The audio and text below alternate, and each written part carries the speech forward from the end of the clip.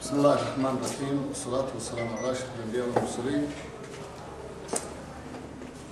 waxaa maanta ay tahay maalin farxad leh anigoo ku soo gabagabeynaa safarkii aan ku nimid Jamhuuriyadda Somaliland anigoo ka wakiila dhammaan qurbo-joogta beelaha.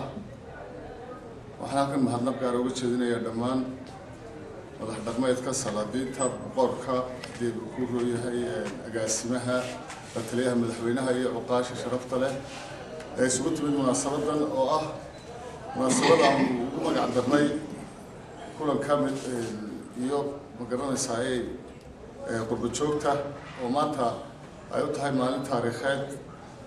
waxaa ilaahay mahadiya in muddadii aan joognay ay ahayd 2 bilood in wax badan noo qabsoomeen inaanu ilaahay qadaray aan la kulannay madaxda dowladda madaxweyne ku-xigeenka hadday tahay wasiirka madaxtooyada inaan waxyaabo badan ka wada kulannay oo arrimaha beesha ah wax badanna ay nooga ballan qaadeen insha allahu tacaala.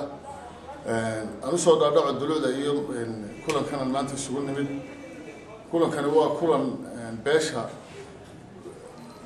gabooye caam ahaan ay maanta madax dhaqameedkeedii intii ugu mudnayd ay fadhido taasoo aan qurbo-joogta walaalahayo ee maanta naga fiirsanaya amba na daawanaya aan ugu sheegayno in haddaan nahay qurbo-joogta iyo beeshu inay sidii hore inay isaga soo dhawaadaan inay xiriir fiican yeeshaan in haddii ku leeyahay qurbo-joogtu dadkooda ay soo jeestaan.